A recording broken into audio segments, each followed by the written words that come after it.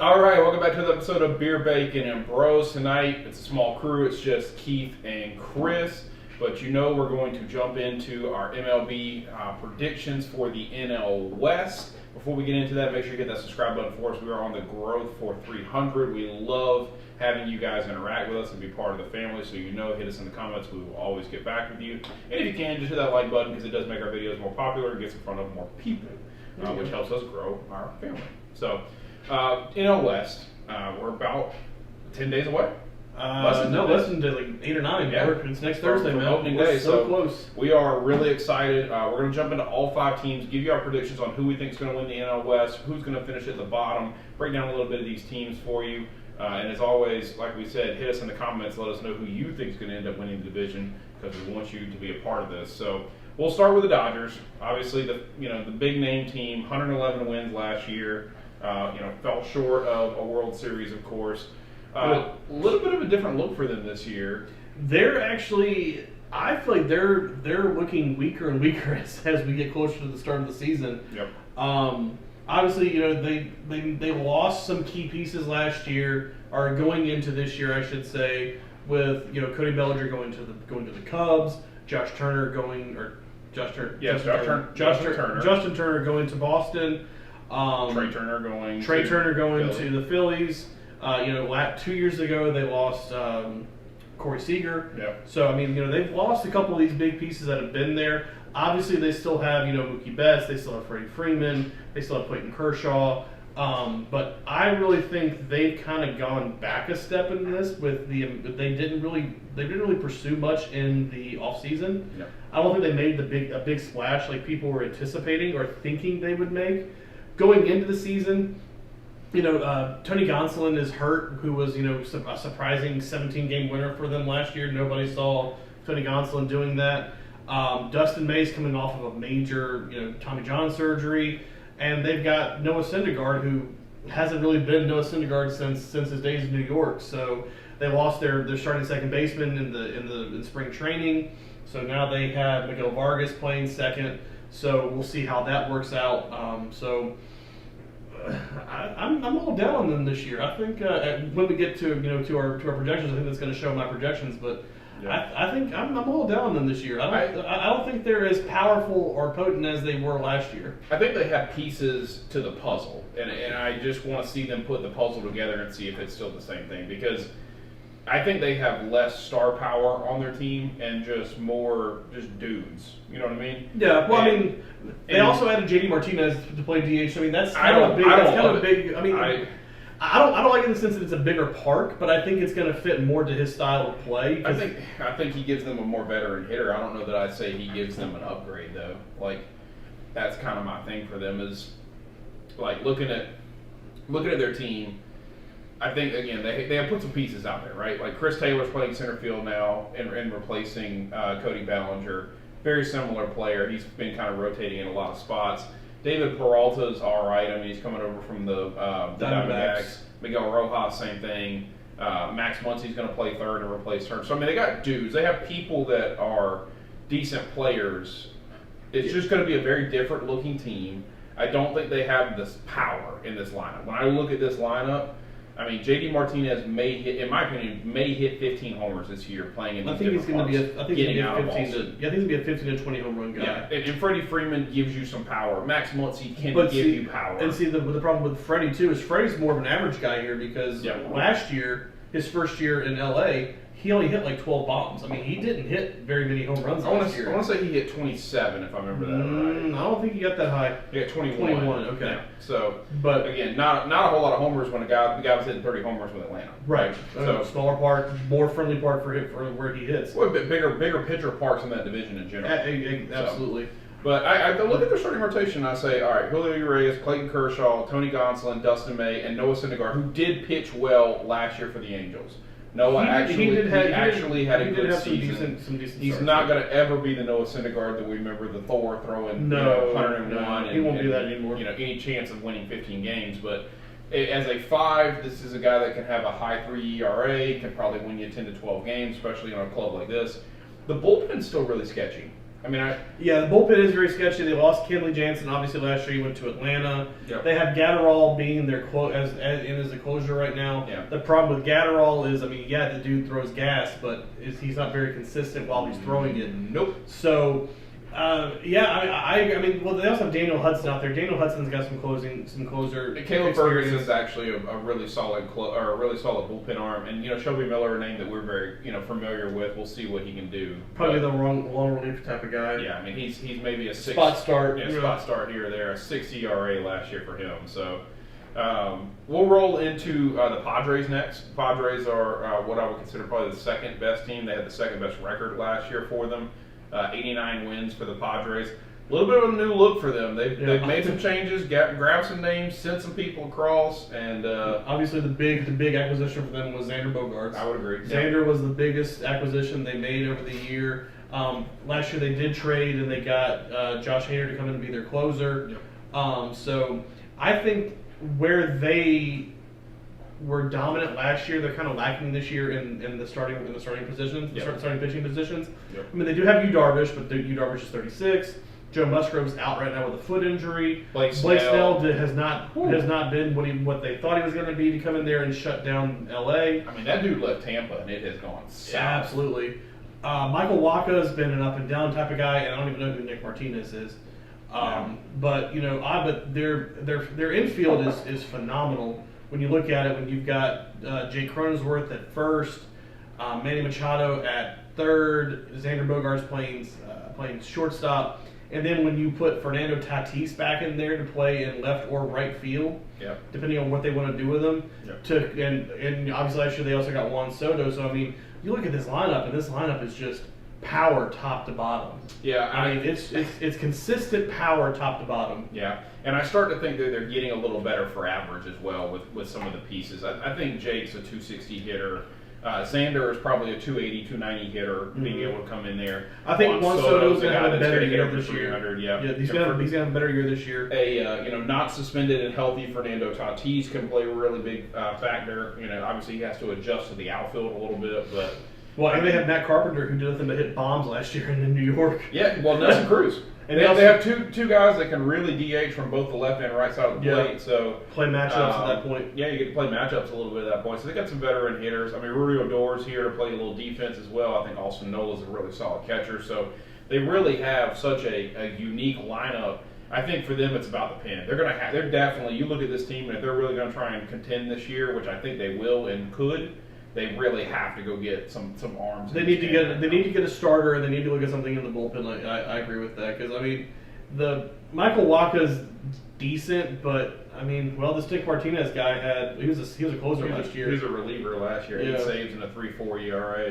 He had 95 strikeouts. Yeah. So I mean, the guy can clearly 95 on 106 innings. So I mean, he's averaging close to 1 strikeout an inning. Yeah, he made 10 starts last year. Yeah. So I mean, he's got a little pop in that ball, but we'll see what happens. I'm really interested to see what they do this year. I think they might overtake LA this year. They need some aggression in the trade market here as the season begins and as we get when we get closer to the deadline. But I think they have a chance. So let's talk about the San Francisco Giants. Third team last year, 81 wins. Kind of flirted around that 500 record for most of the season. Had some chances at the playoffs. Really looked different in the field. I mean, that you have lost Brandon Belt, who's been there a long time. You're looking at Brandon Crawford still playing shortstop, but Jock Peterson, Mitch Haniger's come over. Yastrzemski's in center, and then you get Michael Conforto back, who hasn't played in 2 years. And Michael Conforto, who hasn't played in 2 years. You're right. Michael Conforto was a big acquisition for them. They didn't really do much to help themselves pitching wise, other than adding Sean Manaea and Ross Stripling. Obviously last year they had Carlos Rodon. Who was a huge surprise for them last year to come out and do what he did. Yeah. But they still have Logan Webb, who's arguably one of the top 15 pitchers in the league. Yeah. He's not bad, but he's not elite. But I mean, he's a solid number 1 for them. You could make a top 20, top 15 argument. Yeah. Thanks, Frank. So I mean, I don't think they did anything to hurt themselves. They did add a couple pieces. J.D. Davis.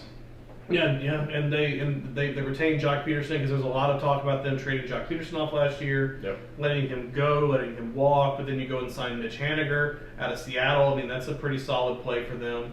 And He's got to have a better year. He's got to. And then, like I said, also getting Michael Conforto was a big add for them as well. I mean, that really helps them not only in their outfield depth, but also a really solid DH guy. Yeah. So. Yeah, I agree with you. I think the starting five looks good. I know Camilo Duvall, however you say his last name, and Tyler Rogers are two really good arms out the bullpen. Well, he's actually a big up and coming closer that Duvall got kids. So yeah, and Taylor Rogers. I forgot they have both Rogers out there. So both those arms, or all three of those arms, are solid out the bullpen. I look at this team and I just say, I don't know that I see a star in this lineup. Right, I think Conforto's a good player, Haniger's a good player, Yastrzemski's a good player, Jock Peterson's a good player, Brandon Crawford can be good. They really don't have that. They don't have guy. Yeah, I mean they don't have. If you talk about the Padres versus them, the Padres I would say have four elite players. Versus the Giants having zero. Right. Right. Like I would say Xander Bogaerts, Manny Machado, Fernando Tatis, and Juan Soto are all much more it players compared to any of this lineup here. So just really interested to see what the Giants can do. I think they can be a really good team, and I think they can also win 65 games. Yeah, like it could really just be a very interesting. I think they're gonna be in that 70 to 80 range again. Yeah. So what is considered the fourth best team in the division, I guess, or at least by record last year, the Arizona Diamondbacks. A little bit of a new look for them. Evan Longoria is playing third. They got some young guys in that outfield. Gurriel Jr. was traded over from Toronto.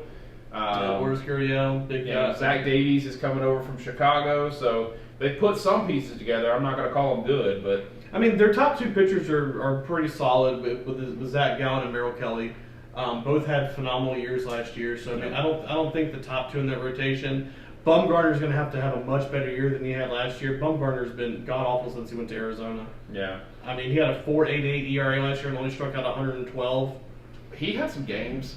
The reason he has 7 wins is because he had some games where he looked really good. Oh, yeah. There was the other Bumgarner of like 2006. And then the 15 losses were like 7 earned runs in 2 innings. Yeah, and what's bad is one of those complete game shutouts he had was against Atlanta. Yeah. When he was a 7 inning game, he put a complete game. Yeah.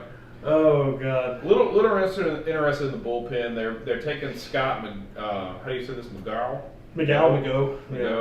33-year-old righty from Pennsylvania is going to be their closer. Got a 9.4 ERA last year. Solid closer right there, baby. Which is interesting because Mark Melancon is back in Arizona. He was there last year. I know. But he didn't even close. I know. And you would just think that this guy would be closing instead of trying to take a run at a 33-year-old dude to let him close. Oh, how the mighty have fallen. You remember Melancon being in Atlanta, and he was really good. He was good in Atlanta, and Atlanta wanted to re-sign him, and he said, "No, I'm gonna walk," and walked, and had a shitty year and was hurt half the year. So Yep. Gotta love it. But I actually look at this lineup and I say Christian Walker, a lot of power. Ketel Marte can be a really good player. Had a little bit of a down year last year. Could be a real good player. Nick Hamid is short, is a decent shortstop. And Evan Longoria, veteran third baseman. Yeah, he's just old.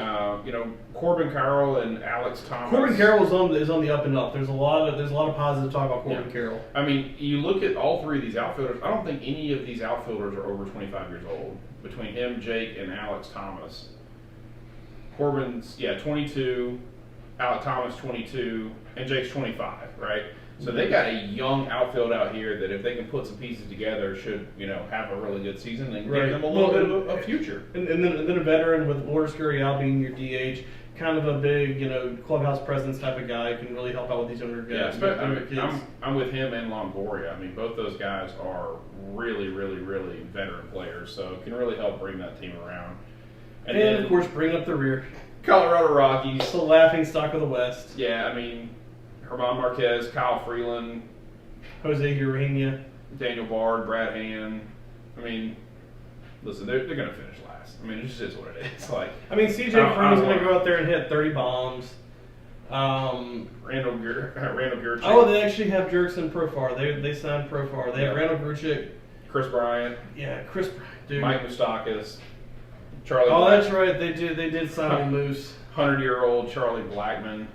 How old is Charlie now? What is he, 40? 37. 38. 36. Wow. God. Yeah, but he had a much better year last year than he had the year that we drafted. Yeah, he just started hitting for power instead of hitting for 300. So, I mean, I don't mean to show my cards, but the Colorado Rockies, they have some names. They have not a lot of hope at the moment. They seem like a team that's really honestly tanking and looking to. If you haven't done your fantasy baseball drafts yet, stay away from anybody in Colorado unless their name is C.J. Cron. Chris Bryant could have a better year. No, Chris Bryant's going to have a horrible year, dude. Okay, well, He's going to have a horrible year. I'll argue that. I think Chris Bryant could have a better year. Outfielder number 5. Okay, that's fair. That's fair. So. Outfielder number 5. All right, I'll give you mine. I'm with you on this. I'm going to take the Padres to win. Mm-hmm. I think that they're just going to simply be more aggressive than everybody else in this division when it comes to trading and getting a elite team together. Right there, they've already proven that they're willing to trade off their future to win now. Yeah. So. I think there's some bullpen help. They certainly aren't a guaranteed champion here, so there's some bullpen help needed for them. But I'm going to take the Padres. Dodgers, absolutely a close second. Yes. I'll say maybe both teams get the high 90s, low 100s wins maybe. I'm going to take the Giants third in a lot of hesitation. I think just the reason I'm going to take the Giants over the Diamondbacks is I think the Giants have a better pitching staff, point blank, with a very, very weak lineup compared to the Diamondbacks, who have, like we said, 1 and 2 are really good with Merrill Kelly and Zach Gallen. A lot of questions in the bullpen, but the lineup just looks a little bit more attractive. So both teams probably going to be somewhere around 500. And then Colorado, pack it up, baby. It's going to be less than 70 wins. Less than 70 wins for sure. I'm going to go 61, 62 maybe. Okay. So I think they could lose 100 games. Yep. I'm with you. I'm going to take the exact same lineup. I'm going to do San Diego first, LA second, San Francisco third, Arizona fourth. I like the hitters in San Francisco more than I like the hitters in Arizona. Really? I like the hitters. That's a hard discussion for us to have there. But I like the veteran hitters over the young bucks. Yeah. So I'm taking.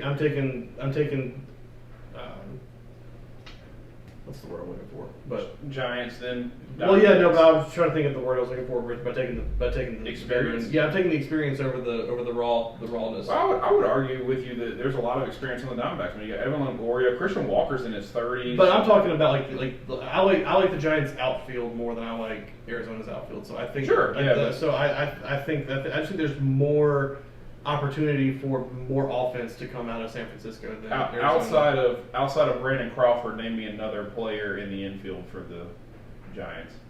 Estrada at second base. Tyro Estrada. Okay. All right. Yeah. I'll give you that. Yeah. Ketel Marte's better. I'll take Ketel Marte. I didn't say the infield. I said the outfield. I know. That's my point. Is a whole lineup, not just 4v4. But I'm taking Giants third, Arizona fourth, and I say Colorado wins like 64 games. Yeah, I'm with you there. So, all right. Well, as always, hit us in the comments. Let us know who you think is going to win the NL West. And as always, we appreciate you. Like, comment, subscribe.